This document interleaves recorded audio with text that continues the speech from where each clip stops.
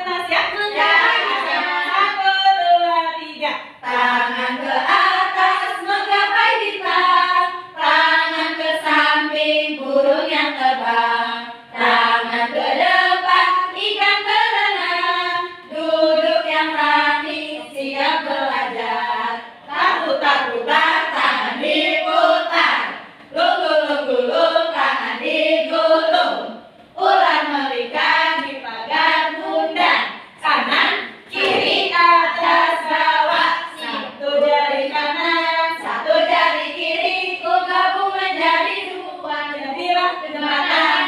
Dua jari kanan dua jari kiri, ku gabung menjadi empat, jadilah kamera cekrek. Tiga jari kanan tiga jari kiri, ku gabung menjadi enam, jadilah menara tinggi. Empat jari kanan empat jari kiri, ku gabung menjadi delapan, jadilah telinga kelinci. Lima jari kanan lima jari kiri, ku gabung menjadi 10, ku siap berdoa. Oke, silakan duduk lagi ketua kelas, boleh maju. Oke, duduk rapi. Siap. Oke, sebelum mulai pembelajaran, marilah kita berdoa yang akan dipimpin oleh ketua kelas. Silakan kepada Nisa. Baiklah teman-teman, untuk memulai kegiatan pembelajaran pada hari ini, marilah kita berdoa menurut agama dan kepercayaan masing-masing. Berdoa mulai. Selesai. Oke, terima kasih Nisa. Oke, masih ingat kita akan belajar tentang mengenal perasaan. Kenapa tadi Bu Anas nanya perasaan kalian? Karena kalian tahu? Tahu. Oke, karena ada yang karena mau tahu. Terus kita juga mau mengenal. Betul, mau mengenal atau mau belajar tentang Perasaan. Sebelumnya, apakah ada yang tahu lagu profil Pancasila? Tahu. Belum. Oke. Tunggu sebentar ya. Oke, siap.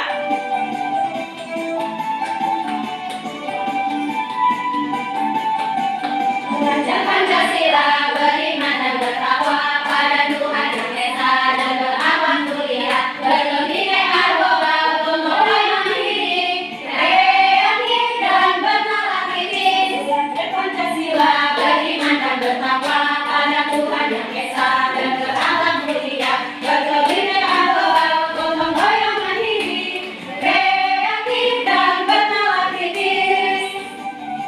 Oke. Tadi ini tentang lagu apa? Pancasila. Sekarang kita akan memasuki apa itu perasaan. Ada yang bisa bantu Ibu untuk membacakan? Siapa? Boleh? Silakan. Perasaan adalah pengalaman subjektif yang kompleks yang melibatkan berbagai komponen. Oke. Apa aja sih perasaan itu? Marah. Sedih, senang, kesel, emosi, Tenang, kecewa, happy, dan banyak. Nah, siapa yang mau bantu Ibu untuk membacakan? Aku. Oke, Kusna, silakan coba bacakan dengan mantap. Perasaan positif itu kebahagiaan, keceriaan, syukur, cinta, dan harapan adalah contoh emosi menyenangkan yang dikaitkan dengan hasil yang baik, termasuk peningkatan kesehatan mental dan fisik, tingkatan antar pribadi yang lebih kuat, dan peningkatan kesuksesan dalam hidup. Oke, good job. Beri tepuk tangan dulu. Oke, kita ingat perasaan positif itu ada apa? Kebahagiaan, keceriaan, Syukur, cinta, dan harapan. Oke ya, ingat-ingat oke? Oke, lanjut. Tadi ada perasaan apa lagi? Siapa yang mau Ibu membacakan? Silakan. Baca. Perasaan negatif itu kesedihan, kemarahan, kecemasan, kekecewaan, dan ketakutan adalah contoh emosi tidak menyenangkan yang dapat berdampak buruk pada kesejahteraan fisik dan mental, hubungan antar pribadi, dan kinerja di tempat kerja atau sekolah. Oke, terima kasih Ibu. Sekarang lihat, negatif. Di situ ada kesedihan, kemarahan, kecemasan, kekecewaan, dan ketakutan. Kenapa itu di situ ada dia berpengaruh, berdampak buruk? Kenapa? Kalau di sekolah misalkan, kenapa bisa itu menjadi perasaan negatif? Karena kalau takut belajar jadi nggak mau belajar. Pintar. Terus kenapa sih perasaan negatif itu sering kalian rasakan? Karena melihat orang lain. Pintar. Kenapa? Karena melihat contoh orang lain. Misalkan ada teman. Nih, teman saya hari ini anak-anak tidak boleh memakan mie. Misalkan ya, makan mie nggak boleh. Terus melihat satu temannya makan mie. Pengen nih, tapi nggak boleh makan mie. Dan apa sih? Nah, setelah ada kan seperti itu.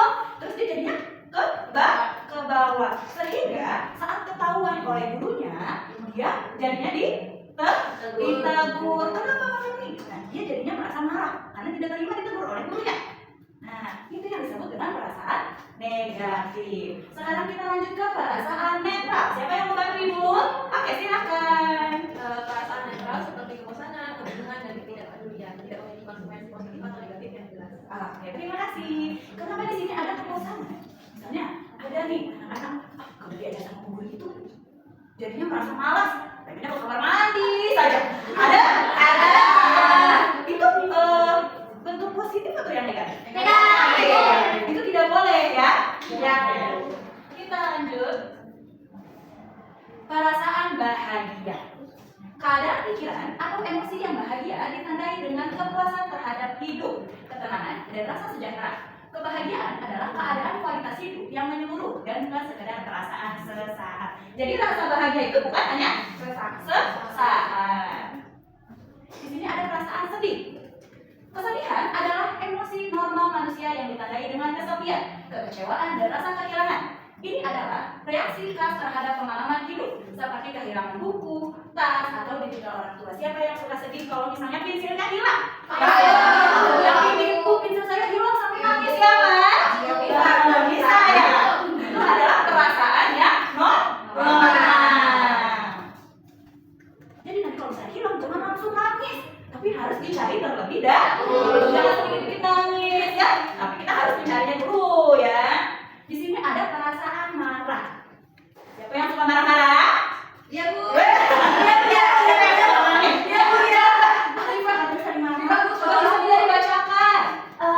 Kemarahan adalah emosi normal manusia yang didefinisikan oleh sentimen tidak senang, kejengkelan, dan kemarahan. Ini adalah reaksi kita terhadap hal yang terjadi dalam hidup seperti perasaan terancam dan atau diperlakukan tidak adil. Iya Bu, Anissa minta pensil lipat di ruangan rawat.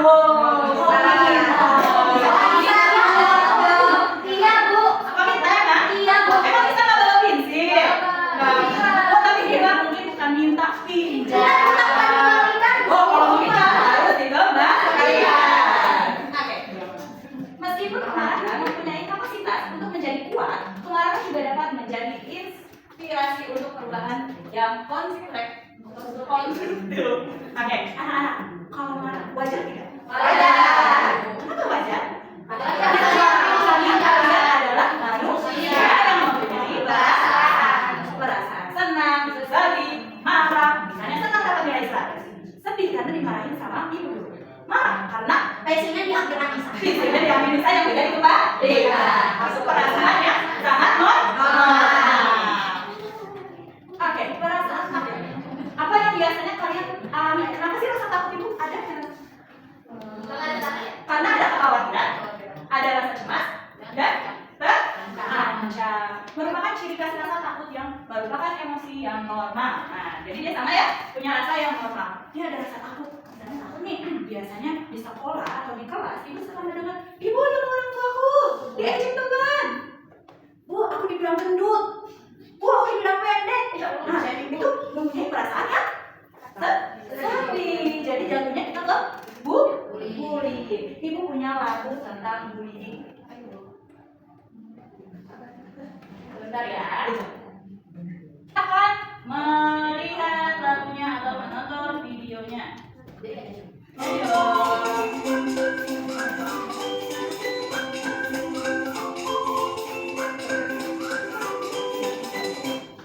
Oke, siap? Kalian bisa sambil baca.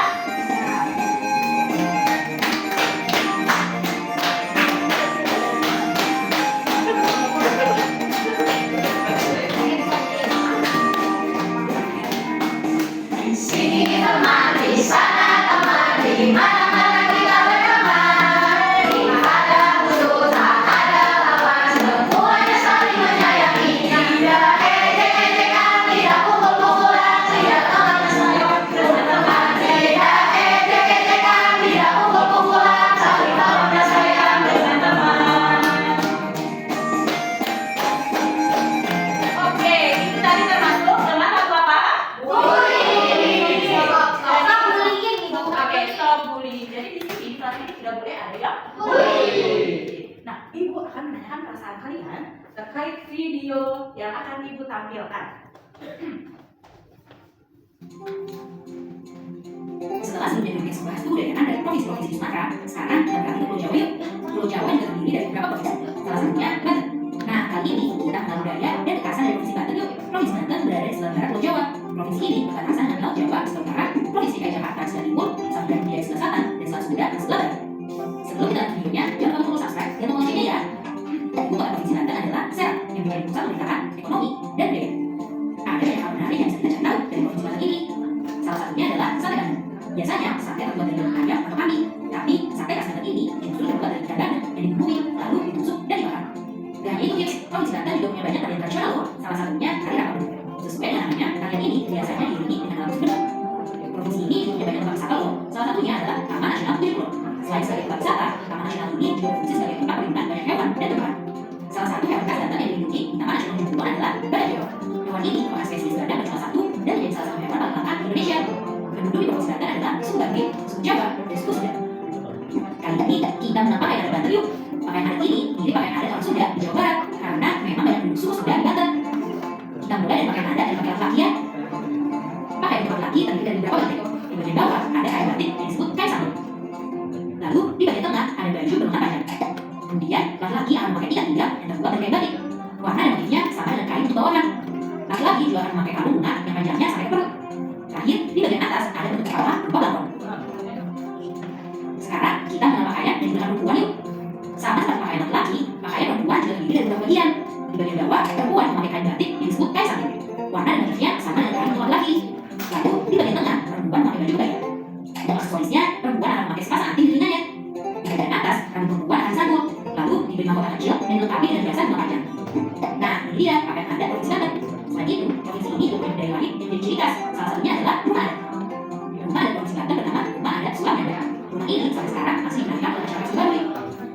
Rumah ini dibuat seperti rumah panggung. Bagian bawahnya bukan itu tempat makanan, tapi model rumahnya dan seperti rumah panggung di daerah Sumatera. Ada juga bank daerah yang terkenal dari Banten seperti Dari Sapan, Jirek Guru, Yuran Belajar, Butik Ikuti, Basisir Carita, dan Nasi Medan. Nah, benar kan? Apa yang kalian mau suka dari provinsi Banten ini? Oh iya, kira-kira ada yang lagi yang kamu mau kritis bahasannya? Yuk, kita dalam. Oke, tadi tentang apa? Budaya? Apa yang kalian lihat? Apa perasaan yang kalian lihat dari video tadi? Apakah kalian merasa senang? Atau merasa sedih karena nggak ngerti videonya seperti apa? Atau ekspresi apa lagi? Merasa senang. Tadi dia tuh di dalam video katanya ada banyak apa? Budaya. Ibu di sini ngambil pariwisata yang ada di Banten. Ada yang tahu Masjid Agung Banten? Apakah ini? Iya. Terus di situ juga ada Tanjung Lesung. Nah, ini Tanjung Lesung. Apakah ada yang pernah sana? Yang belum nanti harus ke sana ya. Yang sudah ke sana siapa saja?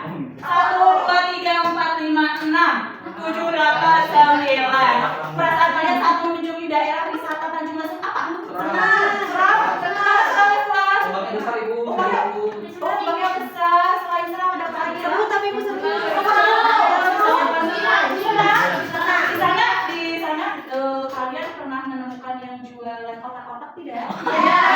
Biasanya kalau mau naik pantai banyak ibu-ibu yang jualan kotak.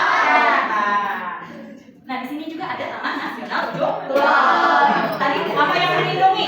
Badak. Dilindungi. Nah, ini foto badaknya diambil pada tanggal 5 bulan 6 2020. Nah, ibu nggak tahu kalau ibu belum bisa lagi dulu ya. Di sana juga ada wisata sawana. Siapa yang pernah sawana atau yang rumahnya dengan sawana? Di sananya tadi ya. Ini fotonya. Kita lihat pakai foto dulu aja ya. Nanti kita ke sana. Lumayan jauh. Di sini juga ada Pulau Burung. Nah, ini seperti burung. Iya. Ini nih. Nanti ini foto lagi dari sana ya. Itu dari tampak sana. Oke. Lanjut ada Gunung Krakatau. Apa yang ada di pikiran kalian? Karena dia masih aktif. Oke, di sini juga ada Pulau Rumah.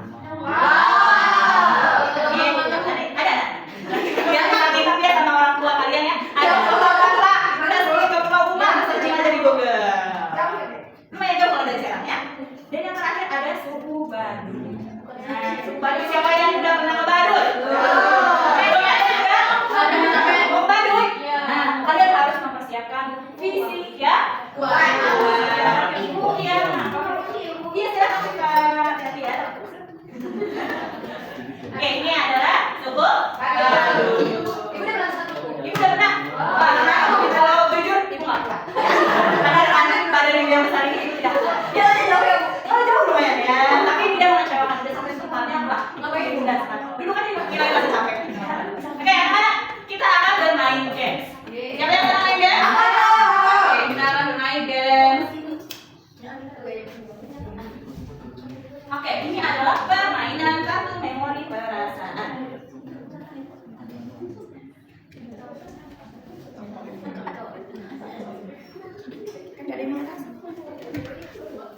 Oke, kalian akan mengingat. Oke, siap? Siap.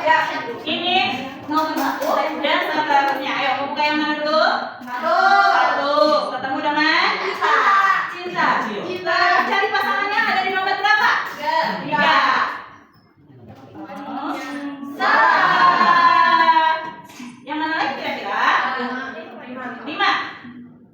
Ini ya? Salah. Yang mana lagi? 7. Salah. Yang mana lagi?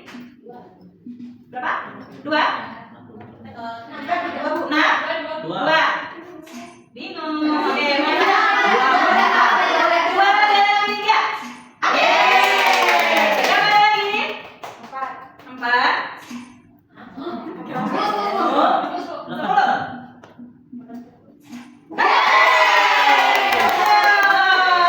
Anak tadi kita sudah main game, kita juga sudah mengulas kembali ya. Tadi kita pelajari. Untuk hari ini, Ibu Anas akan cukupkan sampai di sini. Nanti kita akan bertemu lagi di minggu selanjutnya. Oke, sekian yang saya sampaikan. Saya pakai undur diri karena kalau maju dia yang nggak apa-apa. Mungkin kesepian dan terima kasih. Cukup sekian dan terima kasih. Oke, jangan lupa lagi sebelum kita pulang, kakak mau tahu cinta. Ya, siapa yang mau maju? Coba cewek dan cowok ya. Fuad dan juga Fitri. Kita mau kamu cinta. Silakan Fuad dan Fitri. 1, 2, 3. Tepuk cinta. Cinta kecil, cinta sedang, cinta besar, cinta semuanya.